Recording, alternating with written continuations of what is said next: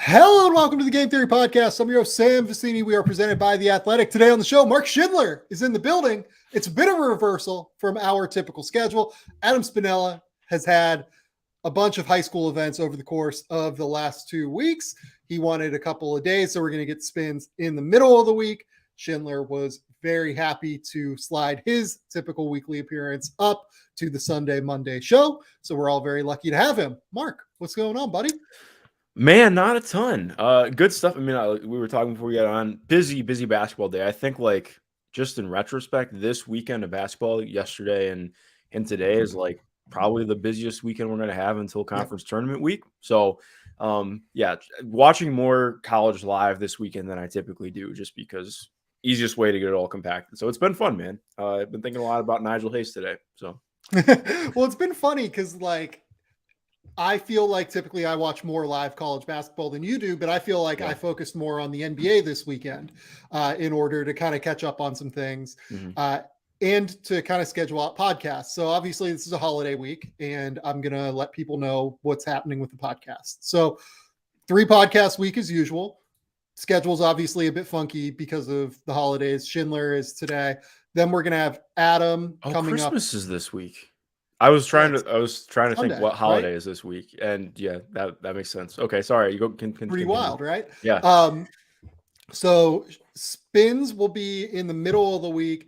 And then at the end of the week, I have a fun podcast where I'm going to kind of talk about a couple of teams that are teetering on the brink, maybe, and dive into those teams. And I don't really want to say who the guests are yet because, you know, you never know what falls through during the holidays. Weird things can happen, everything like that. But there will be 3 this week. Then next week, on the Sunday going into Monday, I will pre-record a mailbag episode so that people can get the podcast on Monday. That'll just be me answering your questions. I don't want to make people come on, everything like that. Then after that, in the middle and later portion of the week, probably we'll have Adam and Mark on. We'll figure out what's going on there at some point. But that's what's happening in terms of the podcast. Go subscribe to the Game Theory YouTube channel, Game Theory Podcast with Sam Vicini over on YouTube. That's the best way to support the show right now. Also subscribe on all of your various podcast platforms. Now, what is the schedule for today's episode? I thought Mark and I, after a 2.5 hour episode last week, we were going to have a nice, tight show this week, maybe an hour 10. I thought we were going to be fine. But then Anthony Davis's injury prognosis came down and it kind of threw things for a loop. So we're going to start with something I want to talk about at the beginning, which I'm going to dive into in a second here. Then we're going to go to Anthony Davis. Then we're going to talk about Kevin Durant and the surging Nets. And then we're going to talk about Mark's prospect of the week, who is Keyonte George of Baylor. Really excited to talk about Keyonte because I think this is the first one where Mark and I have a bit more of a divergence in take. Not that either of us dislike Keyonte. We just have some, I think I have a couple more questions about him than Mark does, maybe moving forward. Not to say you don't have questions, but I think that I'm just like a little bit wider in terms of potential evaluation at the end of the year on Keyonte. So let's dive in. Finally, after that 4-minute preamble.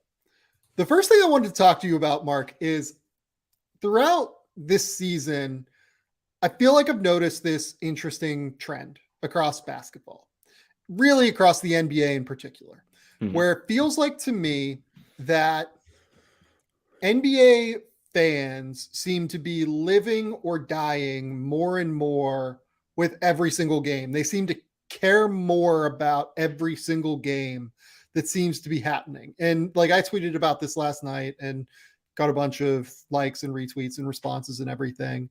And I compared it kind of like to college basketball fandom, right? Where like, you know, this will give me an opportunity to shit on like AP voters, right? On some level, like the fact that like AP voters like slide teams up and down willy-nilly, like it's crazy, is just like weird to me.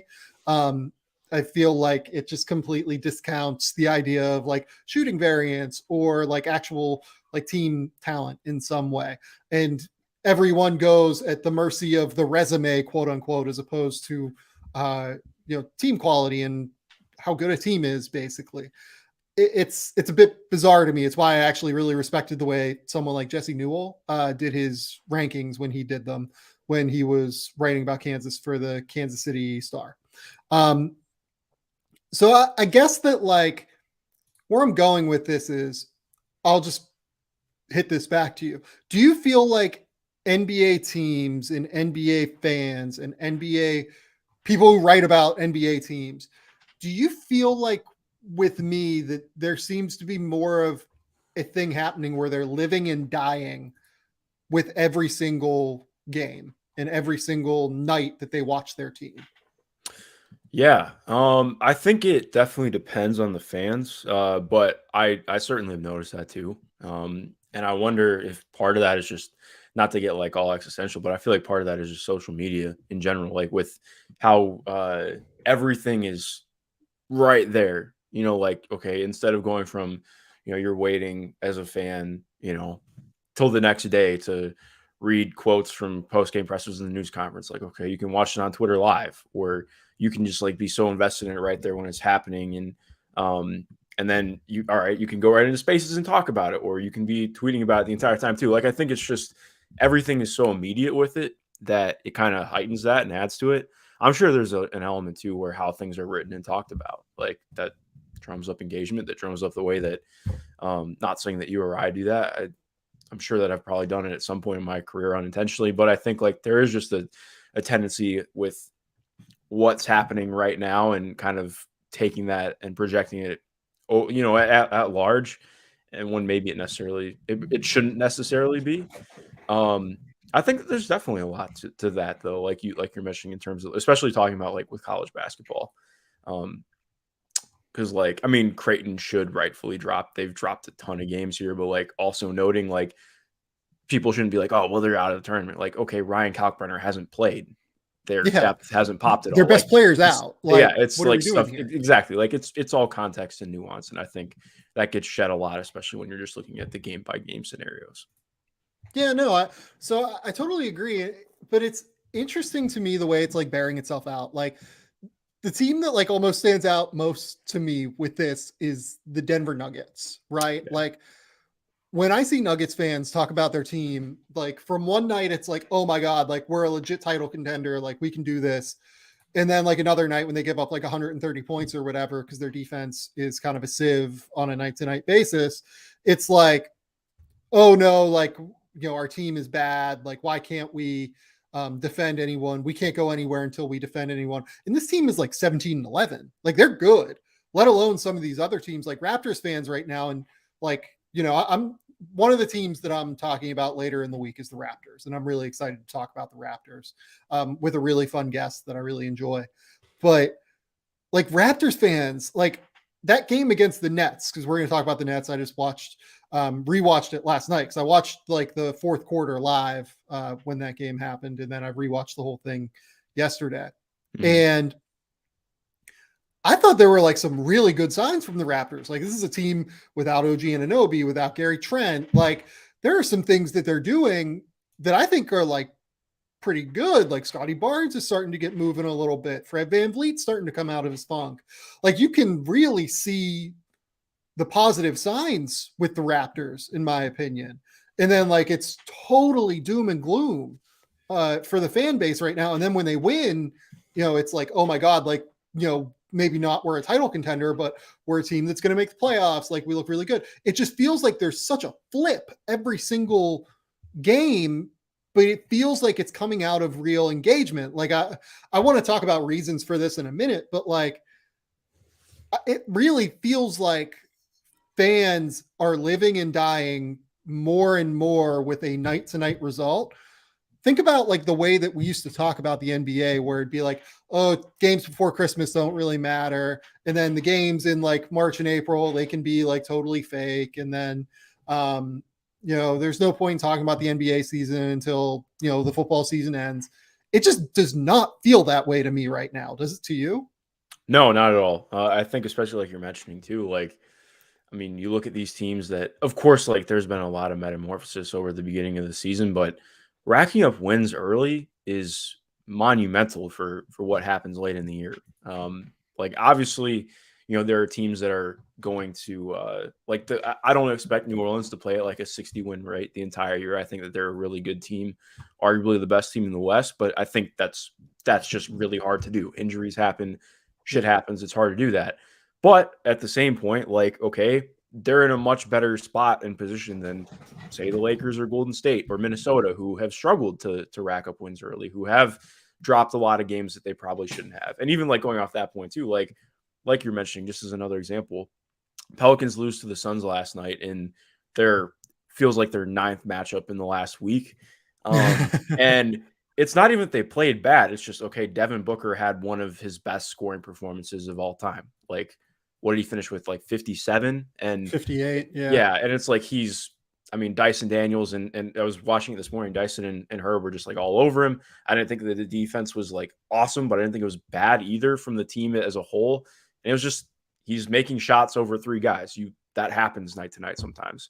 And if you literally just think about like, okay, if he misses 3 or 4 of those 35 attempts, which when I first looked at the box score this morning, I was like, wow.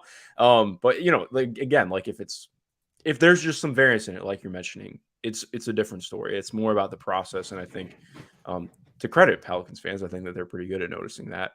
But yeah, it is really weird, man. So let's kind of dive into a few reasons why I think this is happening, right? So it feels like to me, there are a few different reasons. So I want to eliminate one thing off the jump where I had a couple people respond to me. They think gambling is why this is.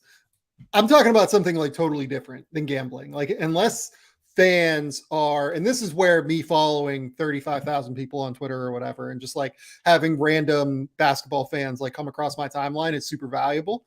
Mm-hmm. Like, I don't really see anything when it comes to gambling as far as the reason why this is. And I follow a lot of gamblers as someone who gambles and certainly used to gamble. I'm theoretically not allowed to anymore because of the Athletic and because of rules. And I follow a lot of fans, and the two seem to be very different to me, in my opinion. So I don't really see it as gambling. I see it more from a competitiveness standpoint. And I think the best reasons that I can think of right now are, first and foremost, the league-wide parity.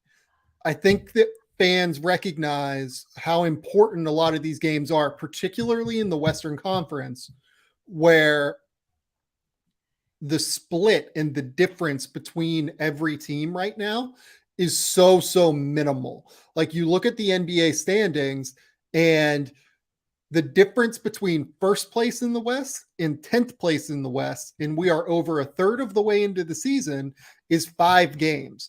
The Golden State Warriors right now are 11th in the Western Conference. They are only 5.5 games out of first place. That is like a catchable number. A third of or like a little bit over a third of the way into the season. Nobody outside of like the Thunder, Spurs, and Rockets are out of it yet. And even the Thunder are like still in it to be a play-in team.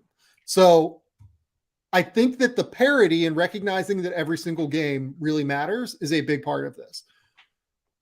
Second, I do think that like the Wembanyama sweepstakes are coming up because teams are going to have to make an earlier and earlier decision this year in terms of when to pull the plug, right, on contention.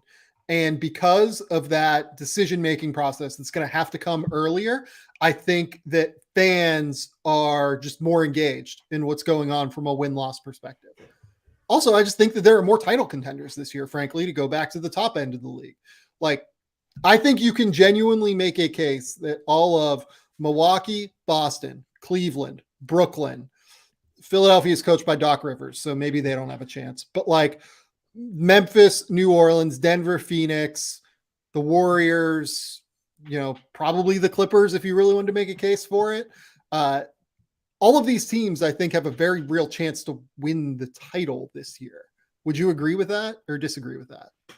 No, I would agree with that. Obviously, like varying levels, but I mean, it's when like you're mentioning, I think it can be as simple as, okay, well, I don't really think that they're necessarily quote unquote favorable matchups, but in terms of like the way that things shift based on who you're playing in a playoff series. If one team gets like the right matchup or what is most beneficial for them and their skill set, then yeah, I mean, it can happen. So like, I mean, I think like the way that I've tended to talk about the Cavs this year is I don't think that they're a team I would necessarily bet on to win the title, but I think that they could make the finals. Like that wouldn't surprise me at all. Like that's a team where if they pull the right side of the bracket and they get hot and they're healthy, then yeah, they have the guys to get there. So I totally agree. Yeah. So like, I just like kind of look across the board, and I think that the parity is very real. I want to bring up one more thing, and this is something that the league has done that I think has just completely worked. I think the play-in has completely helped with this. Like, I think it is unequivocal that the play-in has been enormous for keeping fans engaged more and more, because it feels like more teams are genuinely in the playoff picture. 20 teams make the playoffs basically now, as opposed to 30, or as opposed to 16 previously. That's a big addition. Like, you're adding 12% more of the league into the playoff picture. And that means earlier in the season, especially, everyone basically thinks, outside of San Antonio fans, Detroit fans, Houston fans right now, that they're like legitimately in the play-in picture. Like, the Orlando Magic have won 6 straight games, and they are 3 games out of the play-in race. Like, if I was a Magic fan, I don't think that they're going to make the play-in, but they're talented, and Franz Wagner and Paulo look great. They've looked awesome with Markelle Fultz running the show. He has been a huge, huge benefit for that team. And I just am so intrigued by how even a team like that feels like it probably should. So I think kudos to the league as much as anything for getting these fans, getting a wider swath of fans more and more engaged throughout the season. I think the play-in has really, really worked and done exactly what the league wanted it to do when they implemented that decision to have a play-in tournament. Yeah, no, I agree. I think that's totally factored in, especially too, like when you're just talking about, I think that there's been more of a willingness from teams to be competent. And I do wonder if that's going to change, but I think you've seen more teams willing to buy in and say, and I think like some people might take that and think, well, oh, they're willing to just be mid. And that's not what I mean. I think it's more, okay, there's more willingness to take the step to be a team that's competitive because of what it could maybe open up for you a year or two down the road, because it feels more beneficial to do that now, instead of just being a team like, okay, even if we are really competitive, let's say some things don't go our way, we end up the 10 seed and we get nothing out of it. Now, like, okay, if you're like the Wolves last year, awesome. Like, you end up making the playoffs and then you build off of it. And, we've talked on here about what it's like this year. I think, again, like that's a multi-year thing, but point being, like, they're not taking that next step without the play-in last year, most likely. So, I think, that's what I feel has been the biggest difference for sure. Okay. Do you have anything else to say about this? Like, I think it's good for the league in general. Like, I almost tweeted that, I don't want to say derisively last night. It certainly wasn't that, because I didn't mean it in any sort of way, but like, I guess I kind of took like a stray shot at college basketball within that, because I hate the way people talk about college basketball, especially like some writers. Like, I think that the older age of national college basketball writers have kind of warped the narrative of the way we should think about basketball. But like, I also think that it's beneficial for the league in general to have more fans engaged for a longer period of time. Like, this is a win for the NBA right now to have this many teams think that they have a shot. Yeah, and I think the only thing I'd want to close out on too, just because I feel like I've seen this sentiment a lot lately.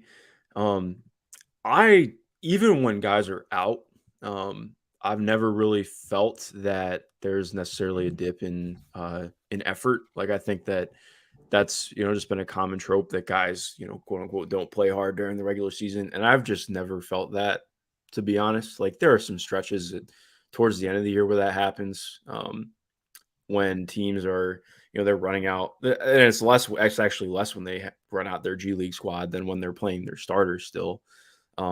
Like, yeah, it happens, but I think it gets way overemphasized, in my opinion. Like, yes, it sucks when guys sit, but also we know what this is. Like, I think things have changed a ton in sports and exercise science. I was talking to a really good strength and conditioning coach last week, actually, about rest and conditioning and how all of this is starting to factor in now. And I think it's just, I get really frustrated with the way that it can be talked about. I get frustration about guys sitting, but also there's obviously levels to it. Like the stuff with Kawhi is different, but also we don't know his injury fully.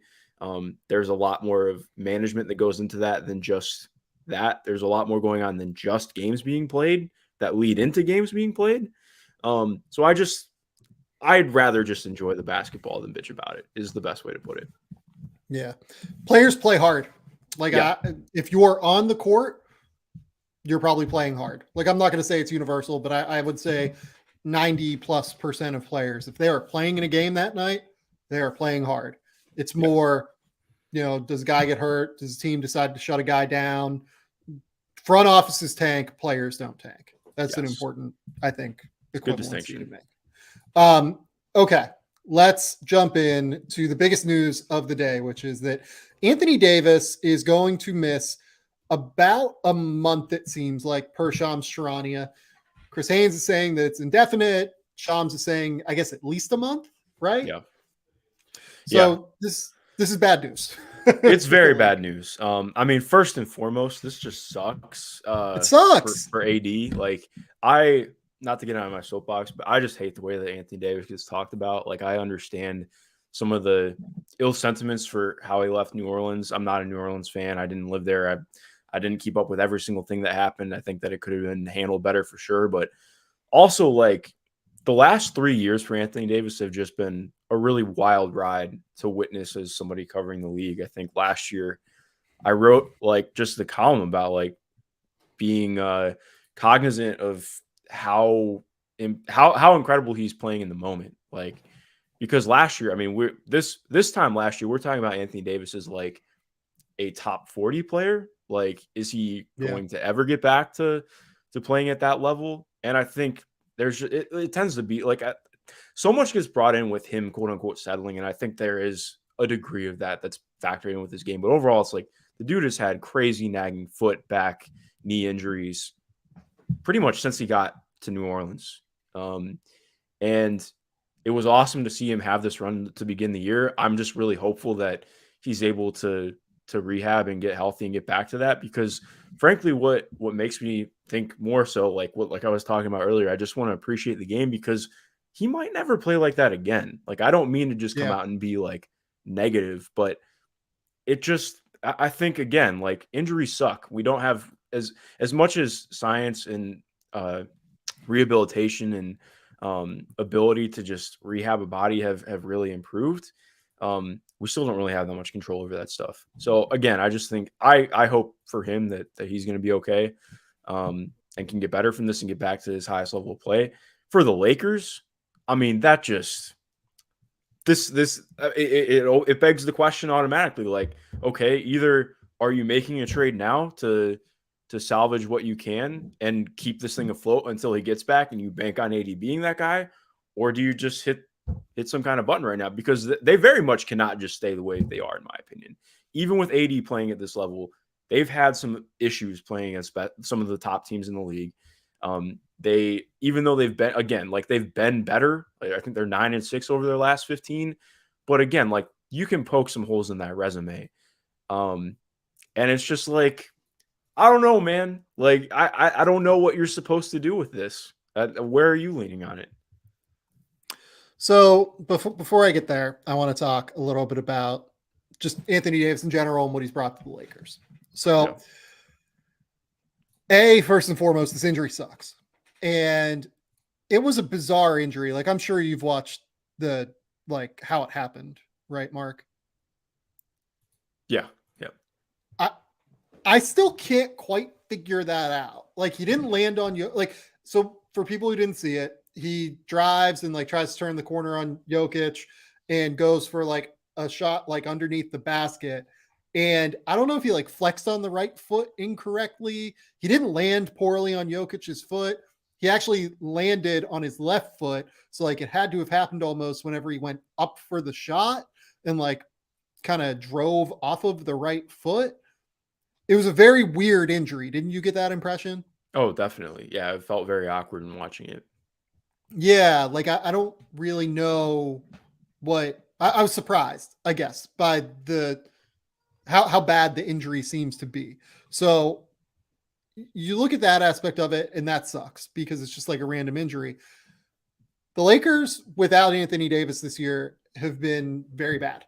Um, First and foremost, Anthony Davis has been one of the 10 best players in the NBA this year. I think you can make the case he's been one of the 6 or 7 best. He's averaging 27 points per game, 12 rebounds, 2.6 assists, 2.1 blocks, 1.3 steals, shooting 59% from the field and 82% from the line on 8 attempts per game from the line. Anthony Davis has been absolutely incredible. He's been carrying the Lakers this year. Like, all due respect to LeBron, AD has been the guy, and he has been the guy that LeBron envisioned when they acquired Anthony Davis as someone that he could lean on and could move into being the Lakers' best player. Particularly over the course of that run before the injury of, I would say, 13 games, Anthony Davis over his last 13 games has averaged 32 points, 14 rebounds, 2.3 blocks, shooting 64% from the field. I actually think Anthony Davis had been the best player in the NBA over the course of the last month.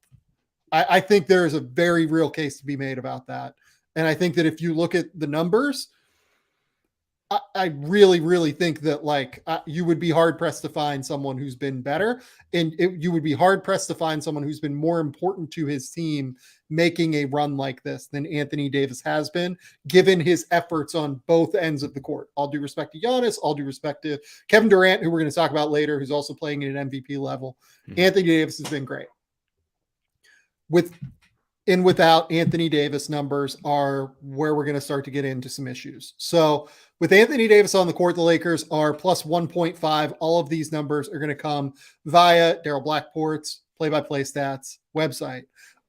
With Anthony Davis off the court, do you know what the Lakers are this year, Mark? Negative 1 million. It's not good. I know it's really bad. Yeah. Negative 6 per 100 possessions.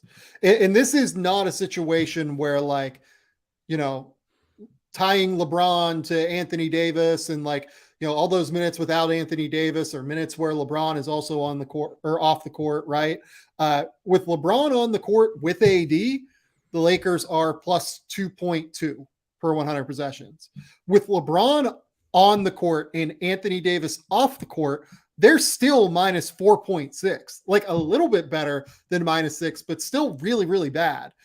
With Anthony Davis off the court, they shoot worse from 3, which is a significant problem given the lack of spacing on this team already. And I think a big part of that is that Anthony Davis is just drawing so much attention to himself.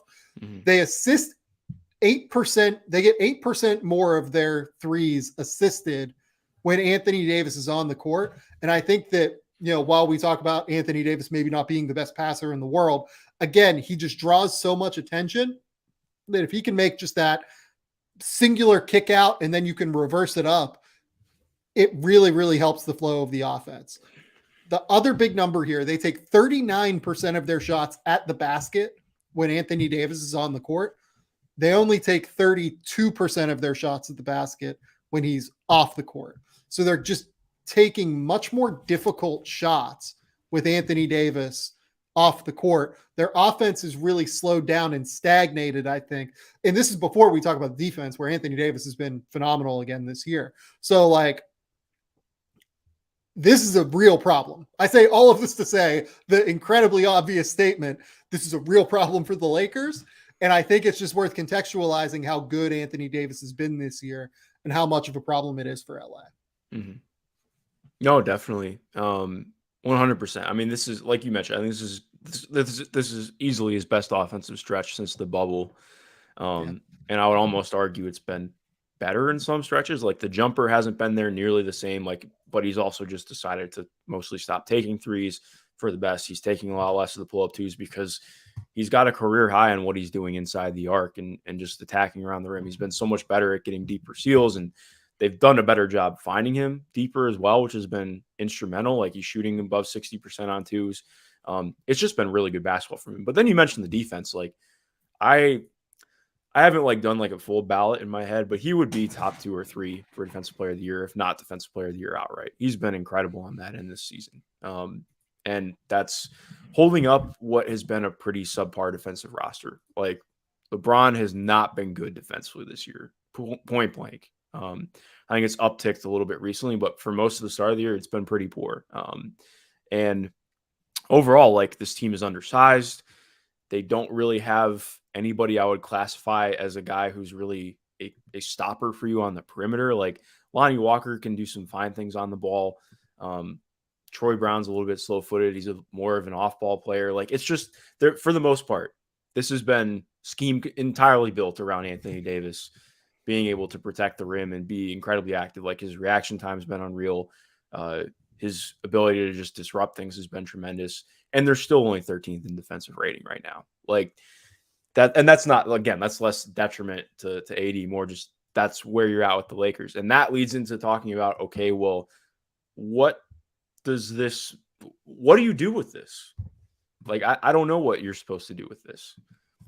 Like obviously they have more on the injury prognosis than we do, but if he's really out for a month, like that is catastrophic to them actually making the playoffs. So, I mean, this is just their upcoming schedule right now. They play Washington tonight. They play Phoenix tomorrow, Sacramento, Charlotte. So, I mean, that's 2 wins, maybe. If Washington is so hit or miss, you never know. Then they play Dallas, Orlando, Miami. Like, I mean, like we talked about, like there's not really just guaranteed wins in how we're looking at things. Like Orlando's now won 6 straight because they've kind of figured some things out. They're healthy again. Powell was unreal tonight. Like, I don't know. This record could look really rough really quick because, and this is, again, it's difficult because the expectations for somebody in their 19th, 20th year are hard to have. But like LeBron has straight up not been a top 5 player this year for the first time in my lifetime that I can think of. Like he's been incredibly jump shot reliant. I don't know if that's just based on decision making or inability to get downhill. I'm waiting to reserve judgment on that until we see that he just can't do it instead of it's just him not doing it because it's early in the year. But a large part of why they've played better recently in their offense has been better is because he shot way better from 3. And I don't really think LeBron is a 40% 3-point shooter for from here on out. And that's when you factor in how little he's getting to the rim compared to what he has been, what his actual numbers are at the rim compared to what they have been. It's just not the same. Like he's still very, very freaking good, but it's just, again, like it's a weird thing to talk about because you're talking about like, it sounds so arbitrary, but it's just, I don't know, man. This Lakers team is one that I've really struggled with this year.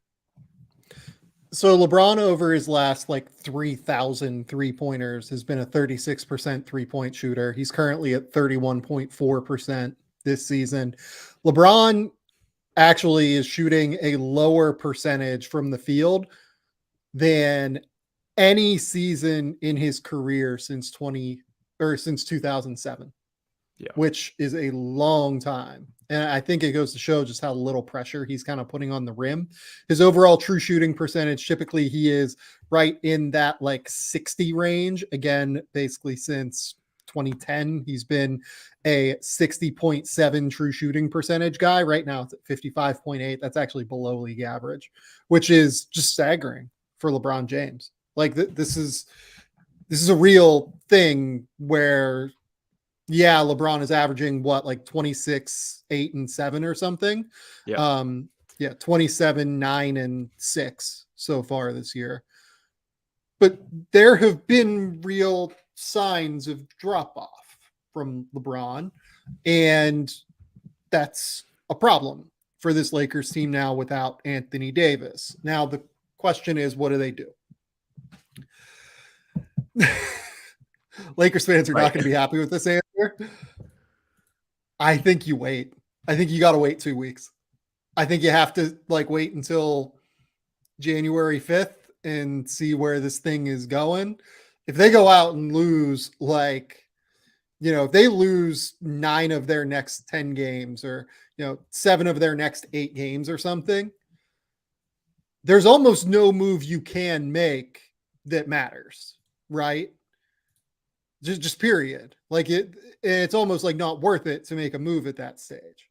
So I think you have to wait 2 weeks here and see if they're going to like continue to fight, because the one thing that I will say about this Lakers team, they have fought their ass off.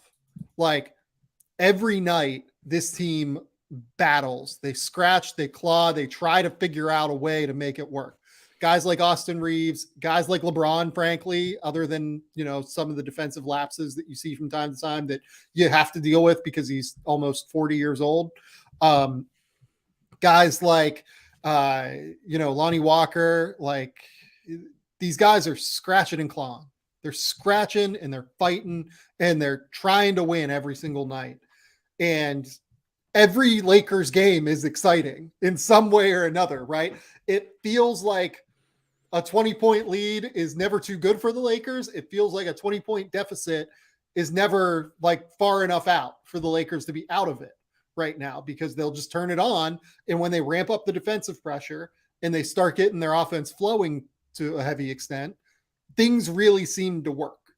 So this is a fucking boring answer, but like, I think they have to wait 2 weeks. If they go 500 in these next 2 weeks, then I think you make a move. And I think you actually try to add. I genuinely think that you try to add like real talent to this roster, because I think the people on the roster, the players, deserve a chance to win, but they need to prove it over the next like 2 weeks or so here that they can make it work. Yeah, I think I'm in the same boat, because you can't really just do a knee-jerk thing to this. Because in some ways, I actually think that it could be more damaging to do that, because then you have to work new guys in. Right. It takes time. It might not click right away. But also, I think it's just so much at the point, like, they just need better rotation players to make it make sense in the starting lineup. Like, yes. they're starting, like, 2 guys who just – like, I think Lonnie has actually been good as a starter this year. He fits what they do. He has been legit as a movement shooter. And he's so good for them in transition, which has been massive. But again, like, it's like, okay, you're starting Pat Bev at this stage. I can't get there. He's been better lately. Dennis Schroeder Schroeder is not it at this point in like his stage of his career. But you look at what this Lakers team has done recently. They beat the Nuggets at home in that game where Anthony Davis got hurt. They go to overtime with the Celtics. They beat the Pistons. They go to overtime on the road with the 76ers. And then additionally, within the last few weeks, they've beaten the Blazers. They've beaten the Bucks. They won on the road against the Wizards. Like, they've earned the right to try to compete. And it's shitty that we're now in this position where Anthony Davis is going to be out for a month and they almost have to earn it again, it feels like. But like, if I just being real, like if I was Rob Pelinka and I was running the front office, like I would need to see, like if they're going to go out and drop like 7 of their next 8 games, it almost doesn't matter. And I don't know if there's a move you can make right now that replaces Anthony Davis. Like you go out and you get Miles Turner and Buddy Hield, and you're starting LeBron James, Miles Turner, Buddy Hield, Austin Reeves, and whoever the fuck, right? Like Lonnie Walker, let's say. It almost, you're still not competing on a nightly basis, I think, in the West with how good the West is this year, especially with this road trip coming up. So like, it's hard. It's a really, really hard situation the Lakers are in now. I think they have to be patient, but if at the end of these 2 weeks, you go out and you canvass the league, you find deals that are available within these 2 weeks here. And if this team is still hovering around 500 at that point, that's when I think you go and do it. Yeah. And I'm in favor of it. Like if this team is around 500 in 2 or 3 weeks, I actually think they should go do something. Like this team will have earned the right to show what they can do in the playoffs at that point. Yeah, no, I think that's fair. I definitely want to see how it plays out because, it's like we just talked about. I think if this is a couple years ago, then no, we're not having this conversation. Even last year, probably not. But I think this year, have to. Yeah, I think this is a good Lakers team. Like I will just say it. Like when Anthony Davis is at this level, they're a good team. I don't think any team, if they would go out and make a move to get like competent rotation players, like if they could go out and get Eric Gordon and a big or something like that, I don't think anyone would want to play them in the playoffs. Like, am I crazy for that? No, I don't think that you're crazy. I think I would probably I could not get to good right now. I think that they're fine. But I think it's like we had the entire preamble about AD because of the limitations of the roster right now. Like they're doing a decent enough job to get the most out of it. But again, I think it's just, they needed to almost go to overtime to play the Pistons. And part of that is like Bojan Bogdanovic was unconscious in that game. But again, I think if this is a good team, they're finding ways to blow teams out. I really haven't felt that from them this year. I think that, again, there's the foundation of better stuff, but yeah, ultimately TBD. So yeah. Okay. Let's take a quick commercial break, and then we will get back and talk about the surging Brooklyn Nets and Kevin Durant, who's been playing at an MVP level.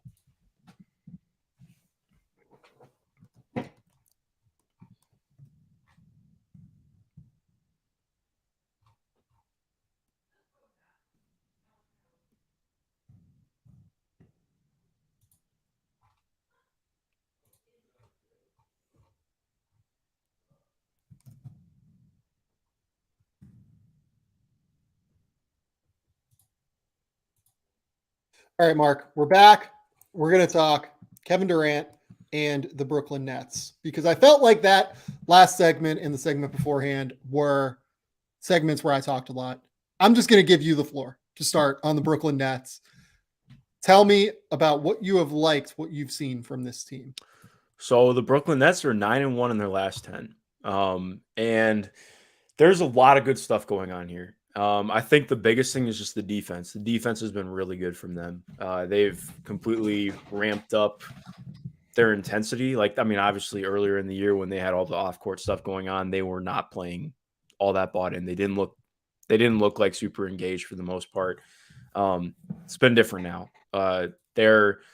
It's kind of obviously not the same thing, somewhat different principles, but they're doing a lot of what Boston did last year, just switching everything pretty aggressively, but they've done a really good job of scrambling their smalls out.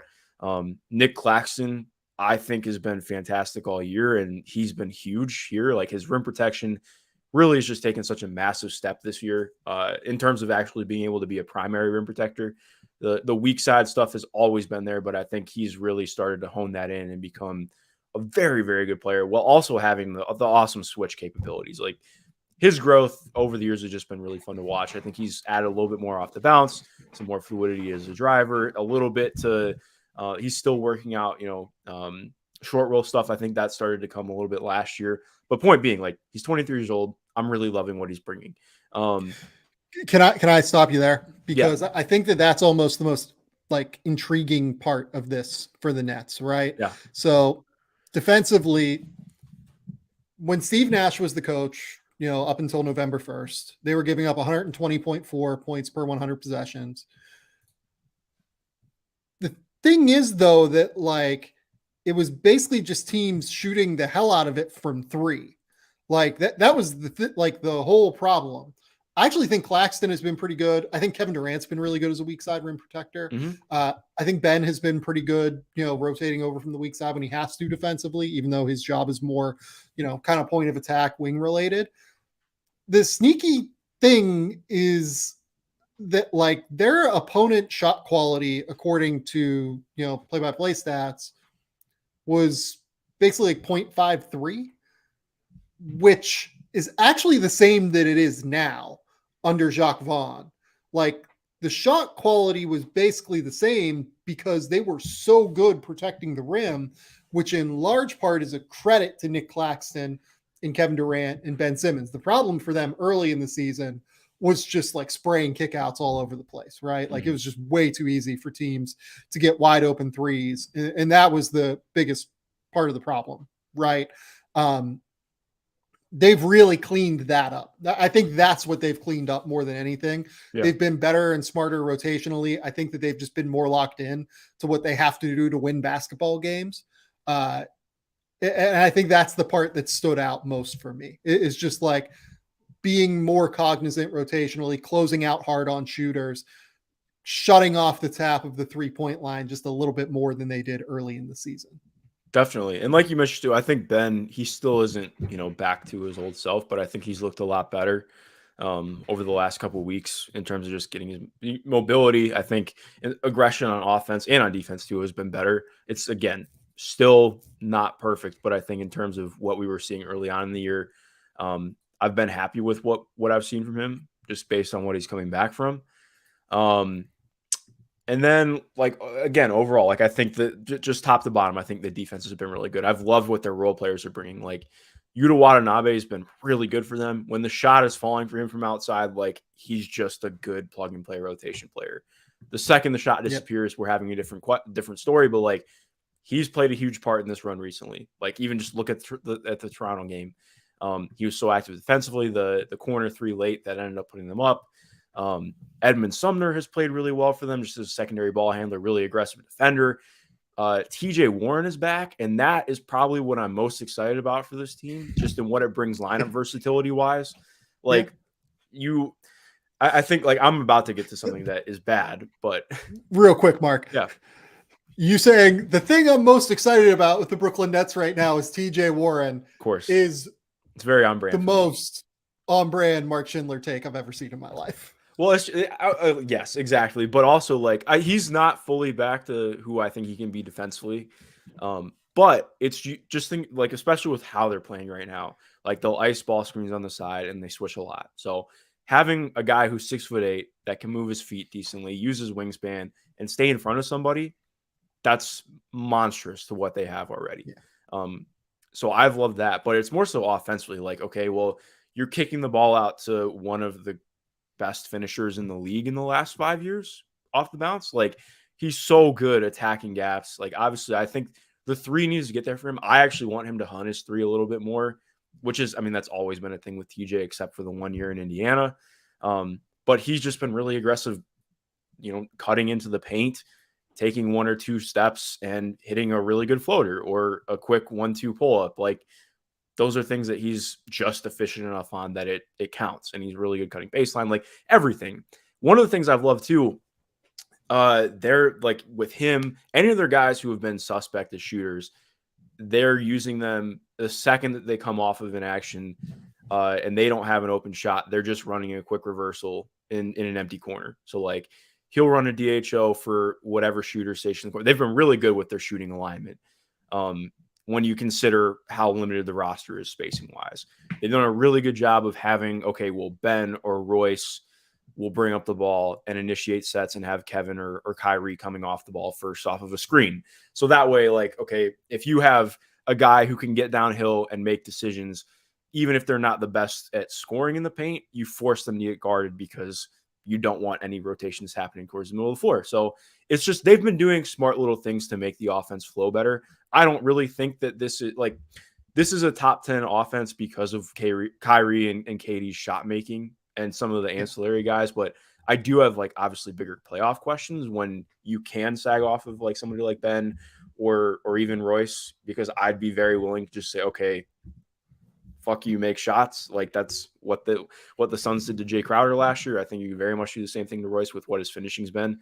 But again, point being, that's not to diminish everything. It's more like, this is good process stuff. I really have liked what they're starting to do. And it feels replicable. And more so, like Kyrie's been really good. The contested shot making is awesome. He's always been a fantastic off movement shooter and just off screen player. But then KD's just been unreal. And that's what we're here to talk about. Like, his last month of basketball, over the last 10 games, I think KD's been the best player in basketball. Like you mentioned, not a bad take. Like, I would, he's been right there with Anthony Davis. Yeah. Like it's like you can split hairs for sure, but it's like, he's doing much of the same of what he did last year before that run to the playoffs, when he came off of injury, and his passing was like the best that we've ever seen it, mainly because they needed it to be. It's still, the accuracy can be all over the place from time to time, but, like, the vision has been really good. And he's getting 2 to 3 to the ball routinely. I think that you can look at him and be like, well, there's been some issues with turnovers. And I'll be like, okay, well, he's getting nail help every time he drives. There's nobody worried about slot shooters. Like, the spacing, again, Yeah. they are scoring in spite, not because of what the offense is doing.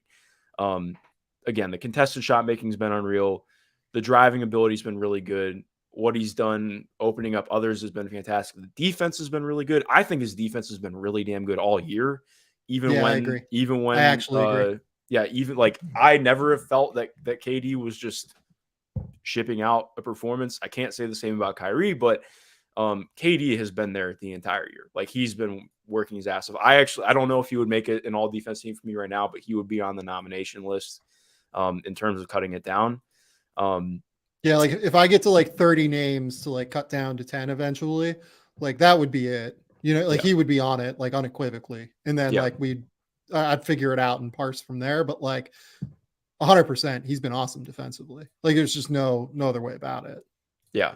Yeah. He's been impressive to watch, man. And again, like I mentioned, the contested stuff has been unreal. So much of his work is coming from inside the paint. Like I think he's only shooting 4 threes a game over his last 10. I'm looking up the number right now, but like he's just been on another planet right now. Like, and when you're talking about the diet of shots that he's hitting and doing so well hitting it, that it's just like you can't really do anything about it. Like it's the stuff that we know about. Like his release point's insane. He's so good at attacking advantages as soon as they appear. Like, and he's really good off the ball too. I feel like that almost goes underrated because of how fantastic of an isolation scorer he is, but his ability to move without the ball and just find easy buckets without really needing to even get touches is always really impressive to me. It's more than for himself. Yeah. He is really, really good at drawing defenders toward himself to open up like cutting lanes for Ben Simmons, or to open up like, you know, a defender has to come to him, you know, if he flashes into the middle and Joe Harris gets open on the opposite wing, right? Mm-hmm. Or like Joe Harris gets open to cut to the rim because KD is moving without the ball and you have to pay so much attention to Kevin Durant. I think it's worth just like noticing how unbelievable Kevin Durant's shooting splits are right now. So like KD as a whole is shooting 56% from the field. He's taken under 3 shots at the rim per game. Like that's bonkers. He's shooting 56% from the field, taking under 3 shots at the rim per game. If you look at his shooting splits right now, Kevin Durant from 3 to 10 feet is shooting 59%. From 10 to 16 feet, do you know what Kevin Durant is shooting this year, Mark? Like 1,000,000%. 62%. It's pretty good. He's basically shooting like, you know, a normal wing percentage at the rim from 10 to 16 feet away from the rim. It's absolutely bonkers. I mean, in December. Oh, sorry, go ahead. Yeah, no, by the way, he's shooting 50.5% from 16 to 23 feet in the mid-range. Yeah, it's unreal. I mean, like, in December. So it's only 6 games, but still, it's 5-1 in December. 28 points per game on almost 69% true shooting, which is very nice. But then also like doing all the stuff we talked about as a playmaker, like the efficiency is just kind of unreal. Like I just don't know how you're supposed to guard it. I mean, I almost feel like you said earlier, like you don't think that like this translates to the playoffs.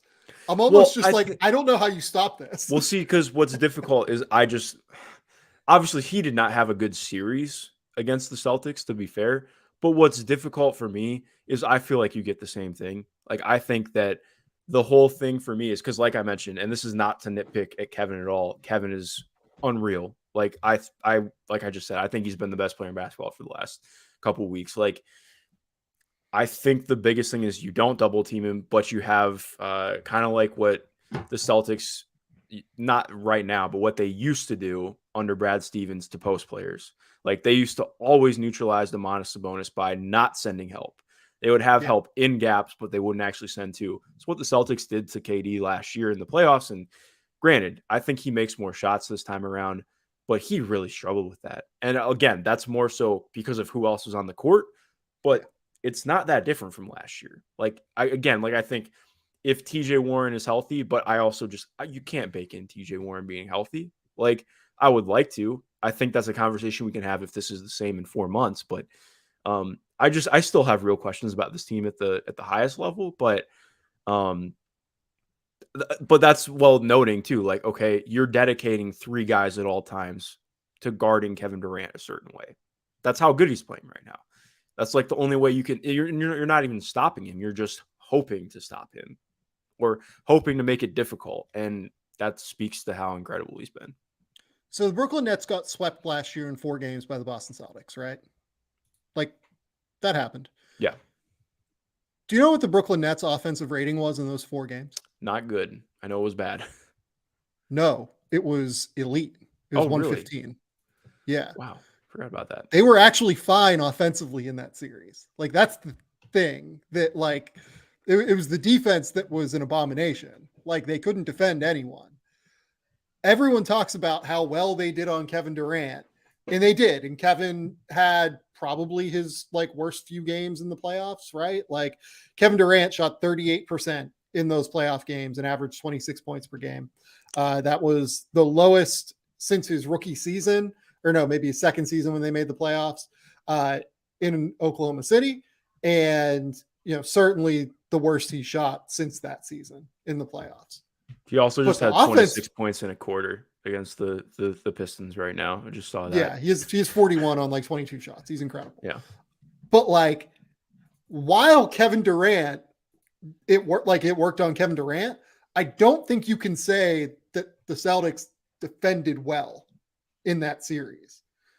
And the whole idea with what Brooklyn is trying to do now is make a more cogent defensive structure that makes sense, right?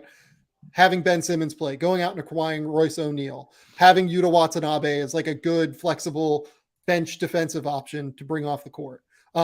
Nick Claxton being more capable as an anchor that you can play real minutes in a playoff series, hopefully. Yeah. I do still worry about the free throws because I think he's shooting 44% for. And I'm sorry, I didn't mean to cut you off. I'm backtracking a little bit. I think that this team it's definitely better than it was last year, and they, by virtue of not, struggling as much to start this but not being 540 games in, presumably, they're going to have a higher seed, which will help them to not play the Celtics in the first round, most likely. But yeah, so like I didn't mean to be overly harsh, but I think I do still have a lot of questions.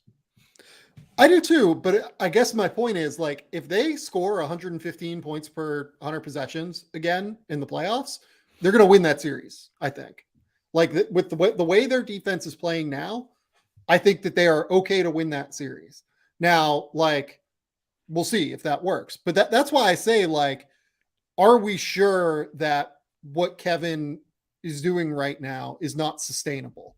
I guess like when you have Kevin Durant and Kyrie, who are just these gravitational forces of shot making and offense, it opens up so much more for everyone else to make it work, even if you're getting that kind of defensive attention. So like, I'm not even saying like, I don't mean to like be an apologist for Kevin Durant here in terms of like what happened last year in the playoffs with Boston. I just mean like he didn't play well. I think he would say he didn't play well, but like in terms of it being sustainable, in terms of it like projecting out to maybe working long-term, I don't know, man. Like I think there's a real chance that this works in the playoffs. And that leads me to my next question here. Like, look, MVP race, MVP ladder, a third of the way into the season is a fool's errand. We still have 2/3 of the way to go. Kevin Durant needs to be a top 5 MVP candidate like right now. Oh yeah. I don't know what the odds are. I don't know what I'll look up sportsbook as we look up a sportsbook as we're talking, but like this is a real MVP candidate just straight up right now. I don't think that you can come up with any other thought. Like he is a very, very real MVP candidate that I would not be surprised to see win the award. And currently, this is fucking crazy. I'm looking at PointsBet right now. Kevin Durant is 25-1 to win MVP. That feels very low. I don't understand betting well, but that feels extremely low. Yeah, so here are the odds. I'll get up BetMGM as well as the sportsbook partner of The Athletic. Jason Tatum is the favorite. Giannis Antetokounmpo, Luka Doncic, Joel Embiid, Nikola Jokic, Devin Booker, Stephen Curry, Zion Williamson are all ahead of Kevin Durant right now for MVP. I think. Do you want my unofficial MVP ballot right now? Because I did this yesterday, so I thought it through. Be Steph. Give me 1 second here. Oh yeah, I just want to read out MVP Gotcha. from BetMGM. BetMGM's MVP race: Jason Tatum, Giannis Antetokounmpo, Luka Doncic, Joel Embiid, Nikola Jokic, Devin Booker, Zion Williamson, Stephen Curry, Donovan Mitchell, John Morant, all 30-1 or better for MVP. At BetMGM, Kevin Durant is 35-1 to win MVP. That is insane. That is insane. That is a bad line. I am just straight up saying it. That is a bad line. This team is in 4th place in the East right now because he's carrying them on his back. Like, what are we doing here? Yeah. No, I agree. It is kind of wild. I couldn't have him lower than 3rd right now. I know you said top 5, but for me, I couldn't go lower than 3rd. I would be, for me, probably Steph, KD, Tatum, Giannis, and then I guess Luka. Luka's been awesome, but I just can't with the Mavs. But I would not have Luka probably top 5 right Zion. now. I would have Zion. It would be Zion or Luka 5, 6. But like, yeah, I mean, the point being, like, KD's just been amazing this year.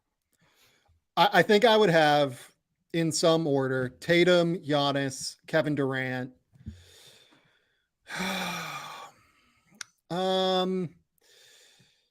Probably Booker, and then one of Steph, AD, Zion, I think. I would have Luka more like in the top 10. Yeah, I agree. I think for me, just like, because Steph, like, I mean, this is like, that's what sucks about Steph being out now. Like, this has been the best season of his career. Like, if you're just looking at it statistically in the way that he's playing, it's been unreal. Like, and I think obviously, like, I don't know. I always try and figure out how to factor in the actual win-loss record to it, because it's always murky. That's what I hate about awards sometimes. It makes it fun to talk about, but I don't know. Just like his year has been unreal. Like, I mean, he's 50, 43, 92 with 30 points, 7 boards, 7 assists. Like, how? Like, and same thing. I mean, it's the same thing with KD. This league's awesome. I think it's the best way to put it. You and I love basketball. Basketball's pretty great. Yeah. We got some good basketball going on this year. Yeah. But by the way, Stephen Curry, in his 2016 year, true shooting percentage plus of, so like adjusted for league average, 124. This year is at 116. Stephen Curry is still probably like top 2 or 3 in the league in terms of that number, if not like even higher, among high volume players. And he is nowhere even in the ballpark of his 2016 year in comparison to league average, and like in comparison to like what the climate around the league was at that point. Stephen Curry is unbelievable. Just an incredible human being as a basketball player. I can't really wrap my head around or fathom how someone could be that good at something as he is at shooting. Yeah. But yeah, Kevin Durant's a real MVP candidate, and we need to start acting as such. Look, they're up 1 right now against Detroit. You know, there's 28 seconds left in this game. We'll see what happens. But if they win, this team will be 19-12, like where he has been the driving. Like, here's the thing. It's so easy to create a narrative for Kevin Durant as MVP this year, right? Coaching change, the entire disaster that was Kyrie Irving for the first quarter of this season, roster that is questionable around him. Ben Simmons still figuring things out in terms of getting back to his peak level effectiveness.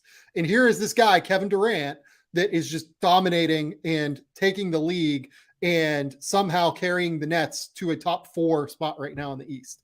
How he's doing this is like almost unfathomable to me. He's so good. Yeah, I agree. So, yeah. Okay. Next up, Mark Schindler's prospect of the week.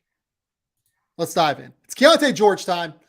Mark, the thing that stands out to me about Keyonte George, and I'll pull up his numbers as we're talking, but Keyonte George currently is averaging 15.7 points, 4.4 rebounds, 4.2 assists, shooting 39.8% from the field, 32.9% from three, 86% from the line.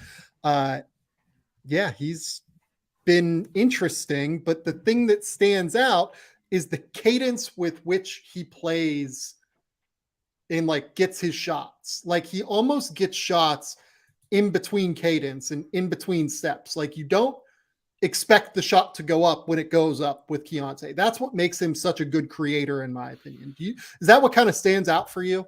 Yeah, it's kind of funny. Obviously, he's not this guy. He's not Brandon Roy, but it kind of reminds me of that, and that same like rising up in a way that you don't really expect. It's so sudden. Um, and I think one of the things I'm toying with, because we talked about this a little bit before we got on, I am really high on Keyonte, and part of that is because I've watched a ton of him in the last 2 years from what he was doing at IMG, playing with Team USA as well. I think I'm a lot higher on what he's done at Baylor than you are right now, and I think let's talk a little bit about Probably. Baylor, Yeah. about Baylor context in general. How have you felt about Baylor as a team just to start the year? I think they're still searching for an identity, almost, is like what I would say. Like, this is a team that I expected to have just like an elite backcourt. I really like Adam Flagler. LJ Cryer can certainly knock down shots at a really, really high level. Keyonte is a really high level creator, but like, it seems like they still haven't quite figured out the defensive side of the floor yet. That's an understatement. And it feels like they still haven't quite figured out the right, like, mix of who is like initiating the offense when, and who is like figuring who's going to like be the primary creative force on the team. Almost, they have really struggled without having connective players, I think, is my biggest issue for them right now. Great call. I think that they were hoping Jalen Bridges was going to be that guy, and it hasn't worked out yet. Like, I think he's been fine. Like, he does some quality things defensively. He can knock down some shots. Hasn't shot all that well from three this year. I think that's going to change just based on track record. But I think that they were really hoping that there would be a little bit more from him as a passer or just continuing plays. I don't think it's really been there. I think actually Flo Thama has been probably a little bit better for me offensively than I was expecting this year. Not that he's bad, but like, I think he's okay with ball reversals and stuff. But again, like you mentioned, like, Cryer is very much so like, okay, ending plays. I don't think continuing plays is necessarily his advantage. And it's really been Keyonte and Flagler have been their two best ball movers. Like, again, Langston Love is still coming back from injury. I think there's potential with him there, but the wing play overall has just been really up and down in terms of what it's really bringing. I do have to say, though, just to speak on their bigs, Josh Ojianwuna has been – I'm excited about him, like, just long-term. But he's been really fun for them, especially with Jonathan Tchamwa-Tchatchoua out. Caleb Lohner's been fun. But, again, like, it's a very odd mix of guards and bigs without really having wing players. So Keyonte's been in a really weird spot for me in being – like, I think it's been a little bit better recently in terms of just being more aggressive in attacking.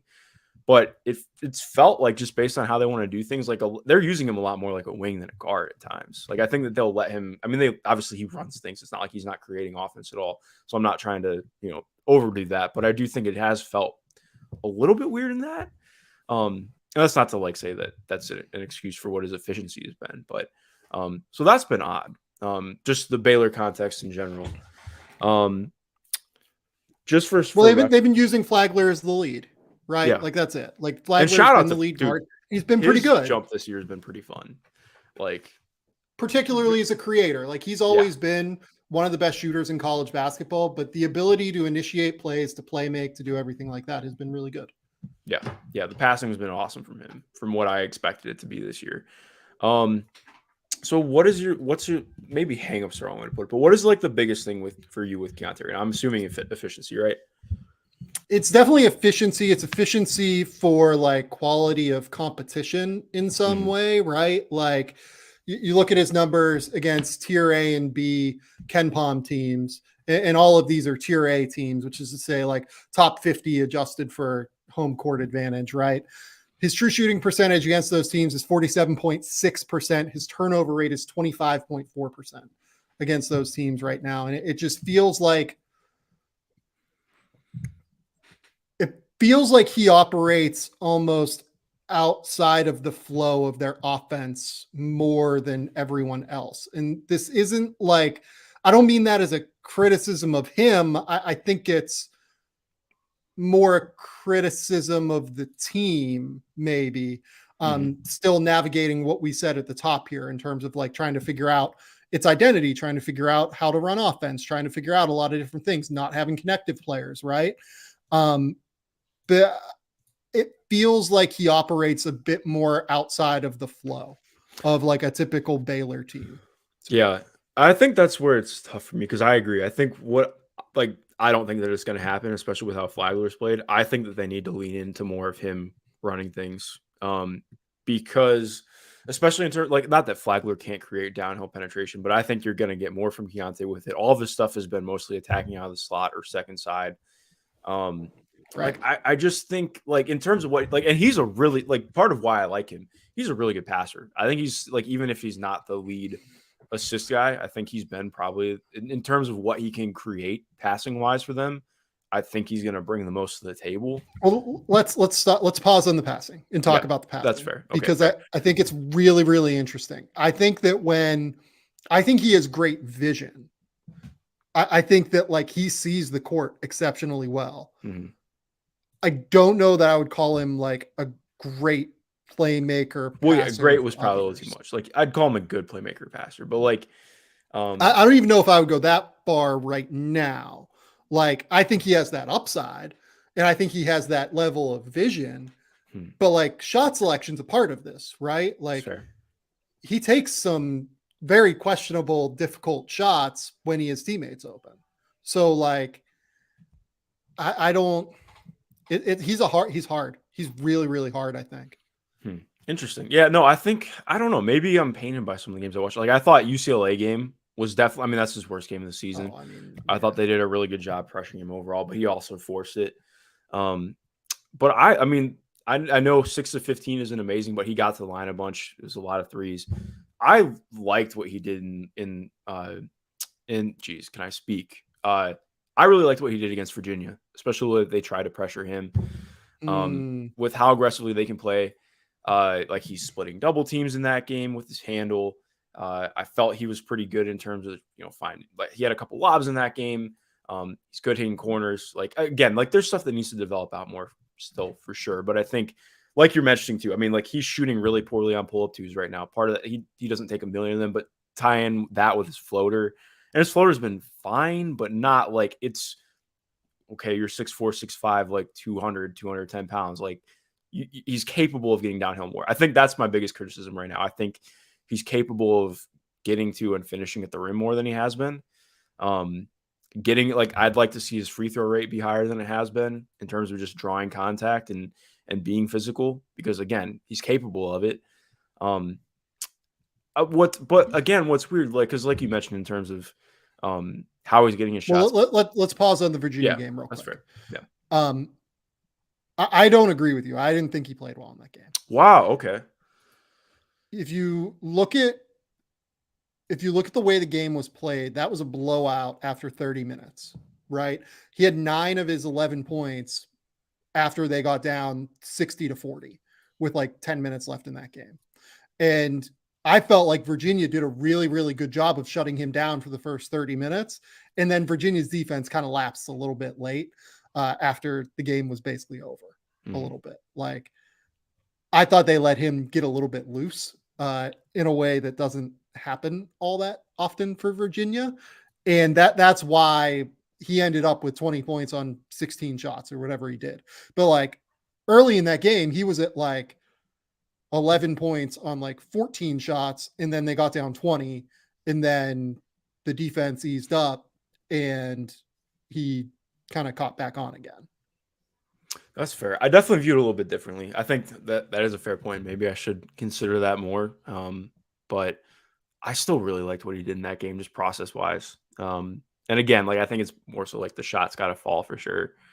I don't know. I did like that game. He had a couple turnovers I didn't love.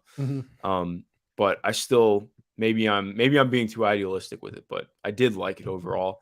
Going to the Marquette game, what is tough though is because I mean, like we're talking about, like he's not typically the guy who's bringing the ball up or initiating the offense. Marquette just absolutely hammered them from actually getting the ball into the half court. And I felt like once he did get the ball, he was doing really good things. But again, I think that's part of why I'd like to see them actually just have him operate with the ball more. But I'm not trying to just overly simplify it, but I do think like that's part of what's been difficult is just where he's getting the ball, how it's happening. It's not like, again, it's not perfect. Like I think I just have felt good overall about what he can do with the ball in his hands. Like the pull-up three has been good for him. He's shooting 35% on them right now, on pretty high volume. Excuse me. The catch and shoot stuff's been good. He's capable of doing it off movement. I just want to see them lean into him a little bit more because I feel like he's still like you mentioned. I think he's still leaning it, like trying to figure out his role on Baylor a little bit, as the whole team is, to be fair too. Because especially, I mean, like when you look at his shot, like he's shooting 33%. It's better than that, in my opinion, just based on track record, on difficulty. Maybe that weighs into it more because I'm pretty confident him being a plus shooter on volume. I think he'll shoot. Yeah. I think he has real touch. So against Marquette again, I want to bring up game situation. 5 points in the first half. They get down 20 again, and he had 7 of his 12 points in that game after they were down 20 as well. I get this impression that it's very, and this is where we need to talk about my biggest concern with him. He is exceptionally creative, and he has that in-between cadence, right? He has that like, okay, I'm in between steps. I can still get on balance for a pull-up, right?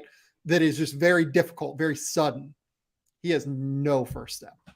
Like he's not really all that good as an athlete in terms of explosiveness, in terms of like rising up and finishing at a really high level. He's very long. It feels like he's very long, at least. Do you get that impression? Yeah, he's long and he's really strong too. Very strong, can go through contact, can absorb contact on the perimeter when trying to like make moves, which I think is another really, really important thing for someone that does have limited explosiveness. But his explosiveness is pretty limited, I think. And he's going to have to live off of a very difficult diet of shots, I think, to make it work at the next level. He's capable of creating those shots, and I think his touch is good enough to make them. But the diet of shots is going to be very difficult. This is making me want to rewatch stuff. I don't think that he's got amazing first step. I think a lot of it's because he's really good at attacking advantages as soon as they open, and his handle is really good. He's good at creating that advantage and getting a guy off balance, I think. Like his handle is very technically good. Yeah, I don't know if I feel just like slightly different about his first step. Like I don't think that it's amazing, but I don't think that it's I don't really have any athleticism concerns with him. Maybe I'm too married to high school tape, but like he was a good vertical athlete in high school. What he brought, like this is. Well, okay, I think that like he can go up and dunk and like make plays, but like I don't think that extends to first step. And honestly, like I don't think his like leaping is. I don't think he's like an above average leaper by NBA. Yeah, no, I wouldn't say that he's above average. Yeah, like but just in terms of his size and like you mentioned the length, like I don't know. I guess I'm just more confident in the efficiency improving because the efficiency the issue hasn't necessarily even been anything around the rim. It's just been some of the touch shots and the pull-ups that have been really dragging him. Good question. I haven't looked up his rim efficiency recently. Because I think he's only dunked twice this year. Now I think about it. Last time I looked. Yeah, like I don't feel like he's like really rising up all the time and like throwing down. They play, relatively quickly as well. So like you would think that he's going to get some transition opportunities, things like that. This year, he's shooting 65% at the rim. His finishing package is quite good. It's just when is he getting there? That's my thing. Like he's only gotten there 33 times so far in 9 games that they've played. So he's not really putting a ton of pressure on the rim either. He's living on a very difficult diet of shots. True. Okay. This is really making me want to rewatch stuff. I mean, I don't know. I just haven't felt like he can't get there. It just feels like more like a decision in terms of the way that he's attacking. But I don't. Wow, we are far apart on this one. It's interesting. We're not that okay. We're a little bit far apart because I think you have him pretty high, and I have him. I think where we are right now, in terms of like the number of where we have him ranked, is probably not terribly far apart. Yeah. But I think that it has more to do with my questions about him. And like, look, I've spent quite a bit of time now, like questioning him. I think he is such an interesting creative playmaker. Like, I think his handle is so technically sound. Again, like I can't emphasize enough that ability to get a variety of different looks, like off of different cadences, different footworks, different, leaning. Like anytime he gets a defender just like leaning the wrong way, he can go up and shoot immediately. Mm-hmm. Like those are things that matter in the NBA. He's going to win on the margins at a significant level.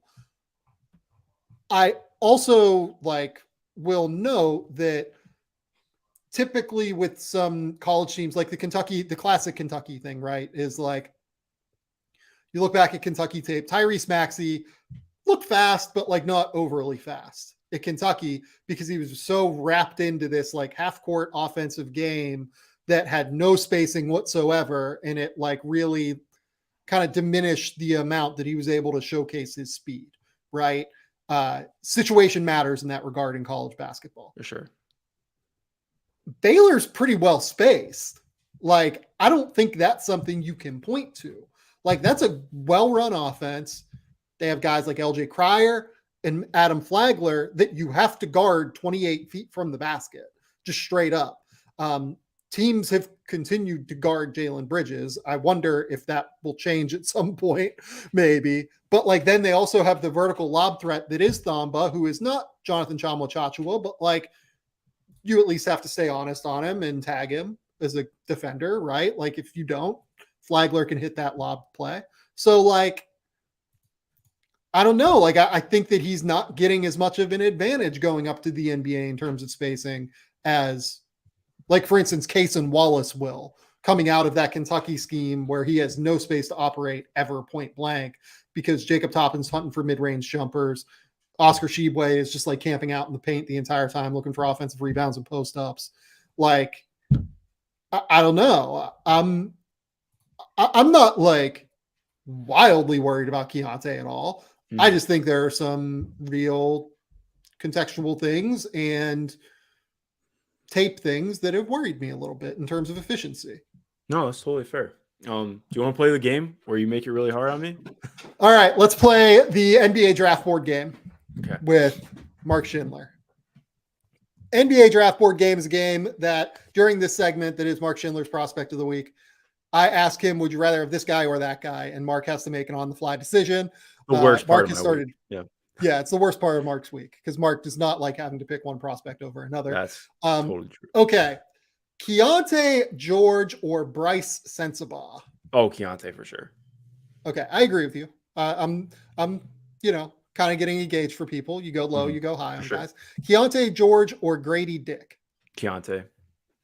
Okay. I think I'm there. Grady Dick's game against Indiana this weekend gave me some pause because it was the best that he had defended at this point in the season so far. Mm-hmm. And I mean, goodness, like I think he made like 5 threes in that game. His he had shooting's 20 been points. Fantastic. He was unbelievable. Grady Dick was unbelievable in that game.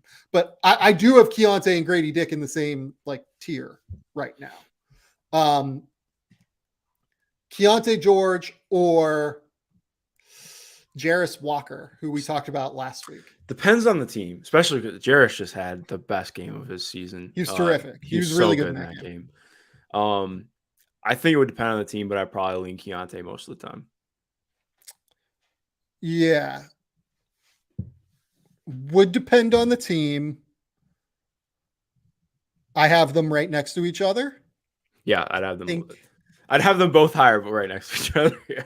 I think I would lean Jarris. Okay. To be honest, right now. Just because of here in the middle of this game, let's take a break. We haven't talked at all about Keyonte defensively yet. Yeah. What have you thought of his defense? He's been good. I think that he's been pretty good. Yeah, that's part of why I like him. Like, Yeah. especially too, like, because he went from his junior year, he didn't really play defense like that to this last year at IMG. Dude, his defense was so good. Like Yeah. he's a dog at the point of attack. Yes. Really good at getting up into people, and he's good off the ball too. Like, and he's I've been pretty impressed with how well he's fit into no middle. Their no middle has been a mess overall, but the way that he's fit in so far, I have been pretty impressed with. I don't think he is I think he is their one perimeter defender that makes sense in a no middle scheme. Yeah. I think Adam Flagler and LJ Cryer are too small to contain at the point of attack, and they struggle with it. I think Keyonte has been pretty good, and he's super physical. He's super strong. Yeah. That's another place where like the strength I think really plays up, is he's able to like take a bump from someone because he's guarding up a lot of the time. Yeah. Like he's guarding the three a ton, so it's been bigger guys than him. I have do you want to hear my biggest boomer take? While we're in the middle of this real quick.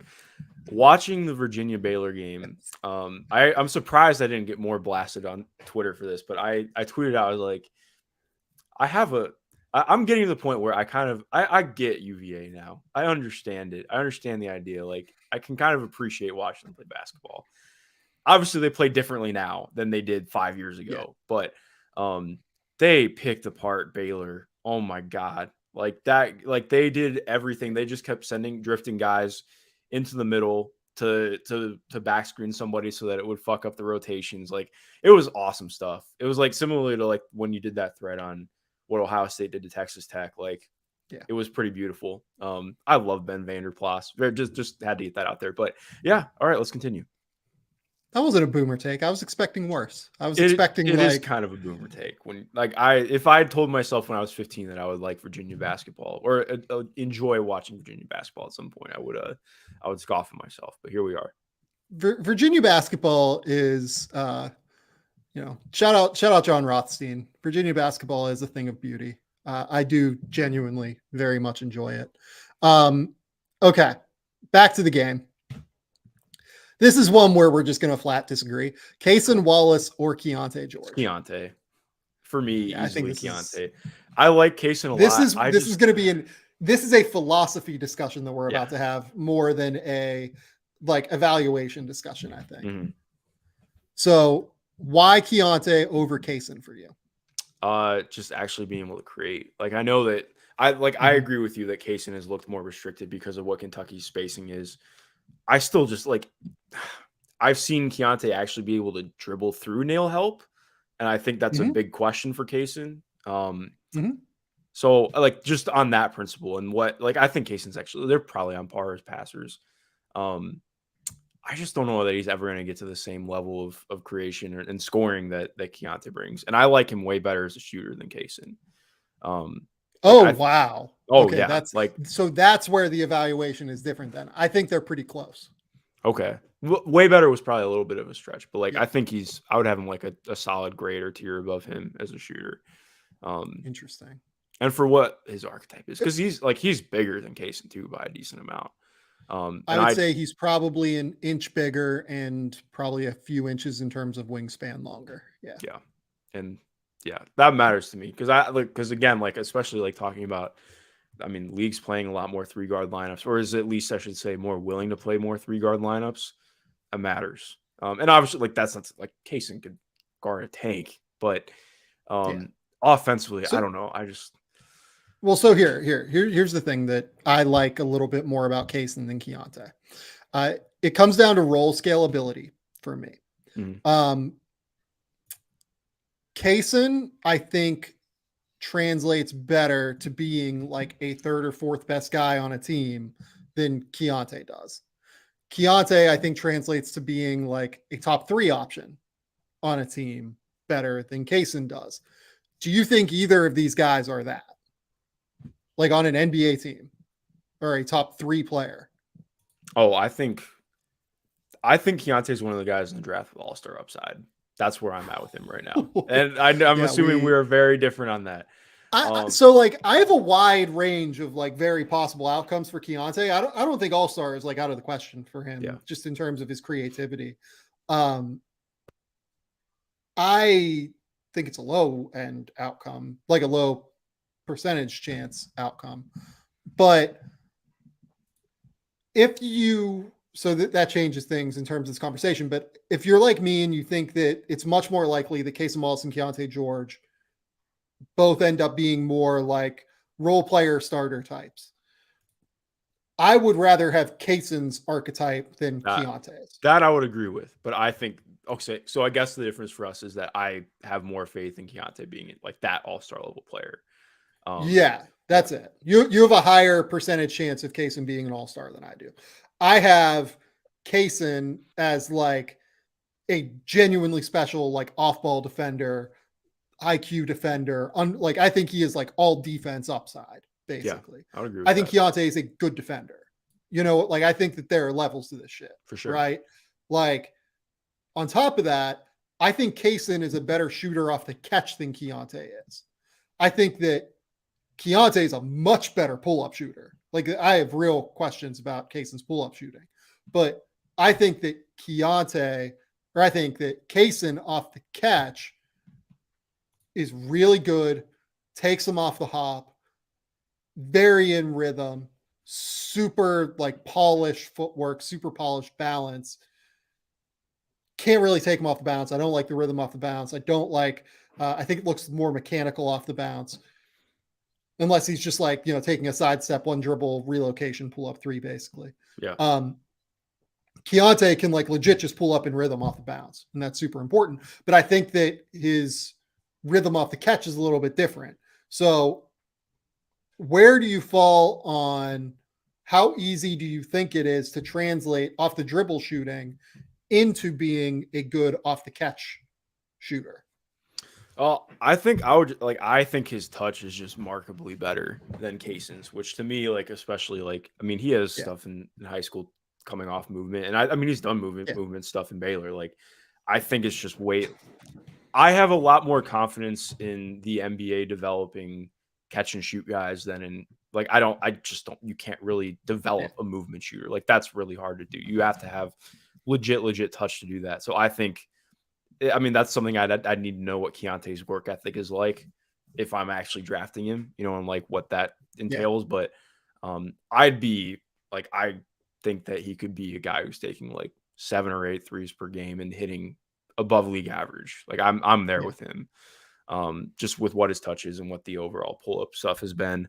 And like you mentioned too, because like, I don't know, that's going to be my biggest struggle with Kayson, because if he's not again, like he is a special defender, but by virtue of like, is he ever going to be able to super credibly run ball screens in a playoff setting? Like when you're talking about what that, and that's obviously a way. Well, and here's the real issue with that. We're not going to find out the answer to that this year because Kentucky's just not going to have him do it. No, I will readily admit, like we all have biases as evaluators, right? Mm-hmm. And Kayson fits firmly into all of my biases that I tend to get wrong as an evaluator, just straight up, right? Like he is an elite defender. He is a great decision maker. His feel for the game is absolutely phenomenal. I tend to overvalue those specific traits. And all of Kayson's greatness, like the traits that make him so good, are the things that I tend to overvalue as a prospect evaluator. So like, I am fully ready to admit that like this is one where I'm going to have to, as I do my evaluations throughout the year, really try to set a lot of that aside. Yeah. As I try and like evaluate Kayson. But yeah, it's hard. I think he's a hard one. So to continue the game here, Keyonte George or Nick Smith? Oh, Nick Smith. Nick Smith's okay. better. Keyonte George or Anthony Black? Keyonte. Okay. I think it's very strongly disagree. I think okay, that one's hard. It's team dependent because I still don't believe in Anthony Black's shot. I'm like, okay. I want to, but I just need to see it. I need to see more. Like I think in the right setting, awesome. But again, it depends on team. But I think I'd have them close. Like if it's just 1-to-1, Ant is better. I would have Ant over Keyonte. But I think again, it's definitely team dependent. Interesting. Okay. Where do you have Keyonte right now on your board? Let me actually grab my phone really quick because I just did this morning. So as Mark goes to grab his phone and takes off his headphones, I have Keyonte somewhere in the like 13 to 15 range right Okay, I now, have him a little bit higher than that. along with Jarris Walker, Dariq Whitehead, Grady Dick, guys like that. And that's like I see him more as a top 20 pick as opposed to like a no question, like unequivocally guaranteed lottery guy. I think he could end up there. Like if he fixes the efficiency concerns in the Big 12, then all bets are off. Like could end up in the top 10 very easily. But some of the efficiency stuff that has come up this year has really given me pause and makes me kind of like, adjust here, up and down as we're going. Totally fair. Yeah, I have Keyonte ninth behind Ant and Dariq. Just because I mean Dariq, we talked about this. I'm waiting until we got to see more. He's looked a little bit better recently, so injuries are finicky. But yeah. Okay. Last thing here. I just want to shout out Tyrell Terry. Tyrell Terry, 31st overall pick in the 2020 NBA draft, right, Mark? I think so. Yeah, Stanford's finest. Yeah. So Tyrell Terry, for people who saw, announced his retirement over the weekend. And he announced it talking about the fact that he's had struggles with anxiety attacks and just it seems like basketball was exacerbating his anxieties. And I really just want to shout out Tyrell Terry for being willing to talk about this publicly, for being willing to leave basketball in order to go and kind of deal with his issues and get them under control. And it's a very, very important topic. I think mental health is like incredibly, incredibly important. And, it sucks that Tyrell Terry is a guy that is incredibly talented, was an unbelievable shooter, incredible decision maker, passer. It sucks that basketball really kind of gave him these anxieties and like, made them worse at the end of the day. And I just wanted to shout out Tyrell for being willing to talk about it. And look, like I talked to Tyrell a few times, maybe I think 2 times, semi-extensively pre-draft. I wrote like a big story on Tyrell pre-draft. As he was deciding whether or not he wanted to go back to Stanford. And he's one of those people that is just so incredibly intelligent. Like you can see it from the jump, like he could do literally anything on the planet. I mean, he's, classic basketball player that goes to Stanford, right? Like super, super high level intelligence, very emotionally intelligent,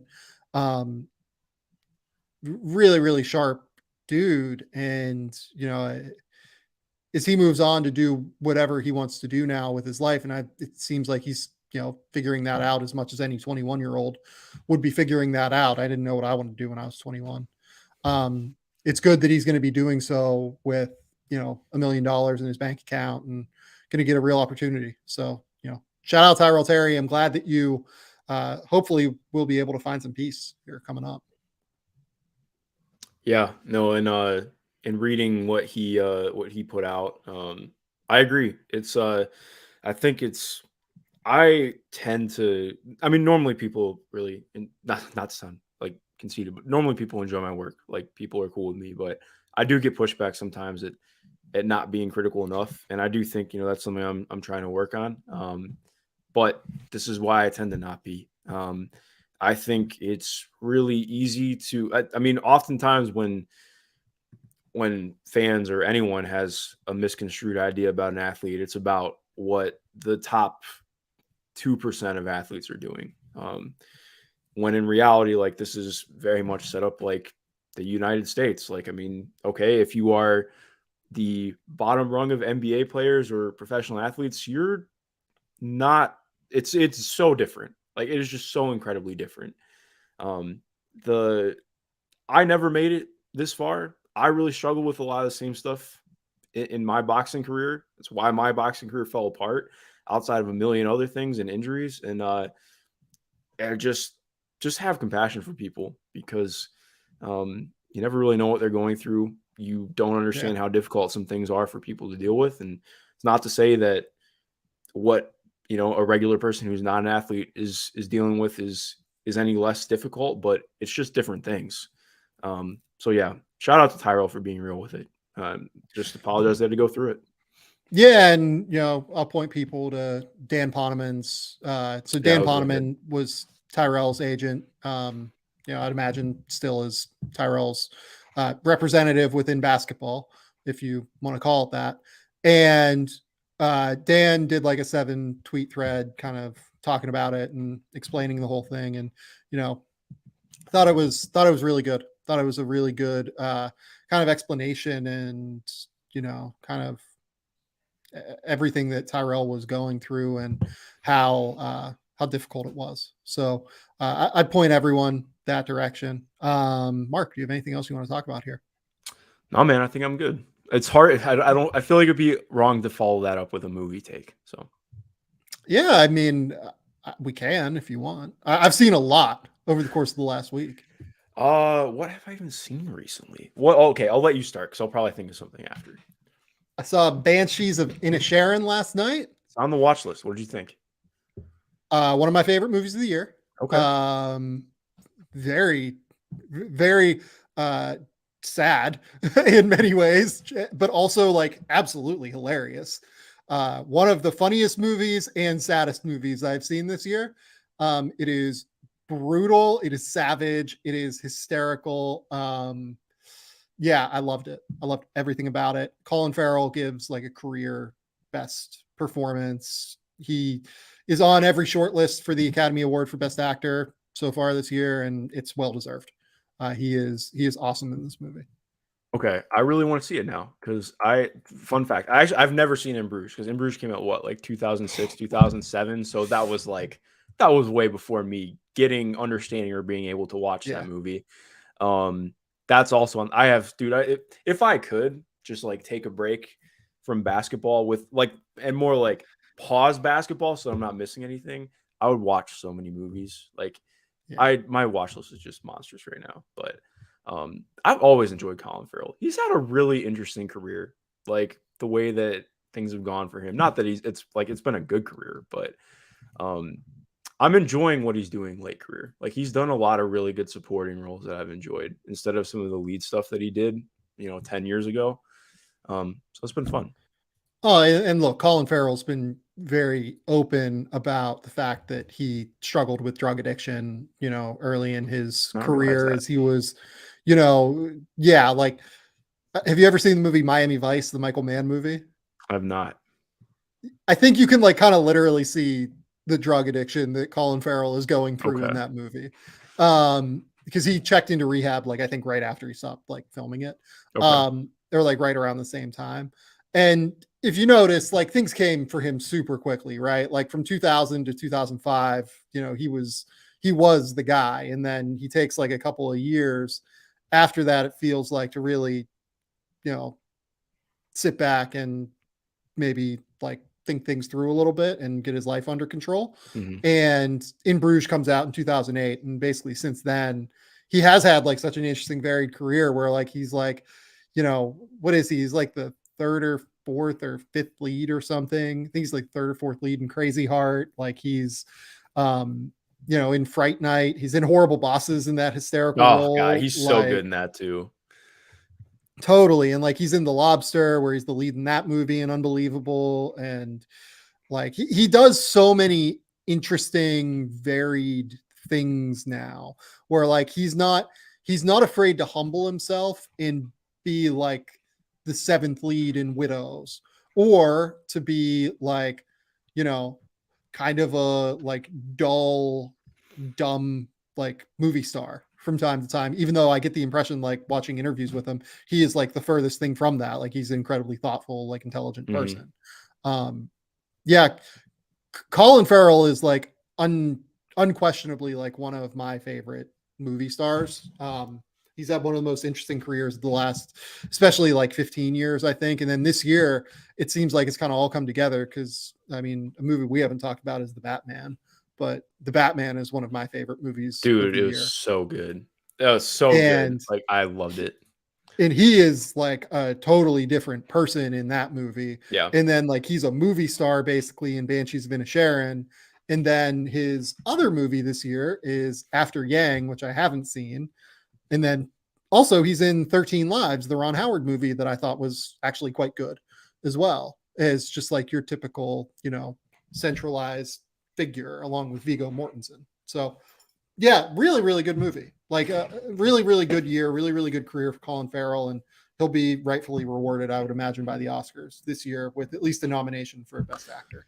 Can only hope. Oscars has a way of pissing all over itself, so we'll see how that goes. But man, I'm trying to think. Have I even seen anything? I actually don't think I've watched anything since we last talked.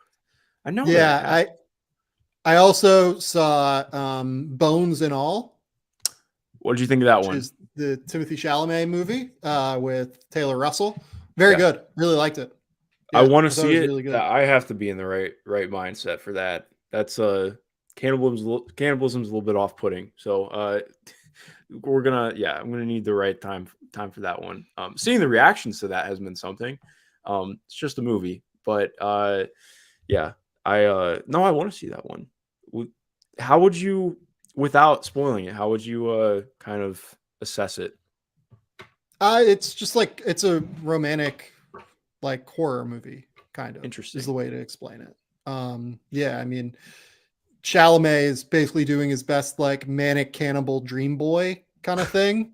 What we all hope for when we're in high school. Yeah. Interesting. He's like very like Taylor Russell's the lead of that movie. She is the best part of that movie. She's excellent, and I think she's absolutely outstanding. For people that haven't seen the Escape Room movies, she's the lead in the Escape Room movies, and she's very, very good in those films. Like absolutely outstanding in those movies. Is just like kind of a quiet lead, and then she plays like very quiet and internal extremely well, while trying to like sort through her life and figure things out. It's basically like young adult horror romance is the way to put it, I guess. And then the last thing I saw a bunch. Like I saw Pinocchio. I saw, a bunch of other stuff. I finally watched the Redeem Team documentary, which I never want to talk about again. I didn't really like it. I thought it was a commercial, not a movie. That's ask me what I think about the MJ doc. So this is that, but drastically worse, I think. Oh God. Because I did not like the MJ doc. I thought The Last Dance was good. I thought it was fun, but I thought that like obviously it's also delusional. Right.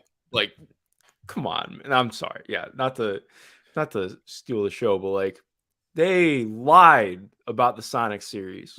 You're mad about the basketball. I'm mad about the basketball. The most Mark Schindler thing in the history of the podcast. Okay. They literally did not play Gary Payton on him the first 2 games, and then Gary Payton was awesome on him the last 4 games. I didn't have trouble with the glove. Yes, you did. He shot like 36% over the last 4 games of the series. Like, get over it. Like, I don't like self-serving documentaries. I'm sorry. I get that he's like arguably the greatest player of all time, but have some class, man. No, not obviously has class, but you get what I'm saying. I do. Gary Payton right, because Gary Payton was awesome.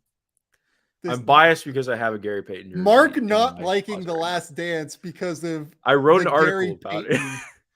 I watched the night that because of the defensive matchups in I went back that night, pulled clips from the games, and wrote an article about how The Last Dance lied about the Seattle Supersonics because that's what I do. God. So yeah, that is it. It really is what you do. Like that is unequivocally it, man. I did not like the Redeem Team. It's everything. It's the same. The minute I hated the Redeem Team is when they tried to say Jerry Colangelo and Mike Krzyzewski saved USA basketball. Oh, that's when I was like, wow, yes, I would have hated this movie. Okay. This is actually bad. So I watched The Fabelmans, How was that? which is one of my favorite movies of the year.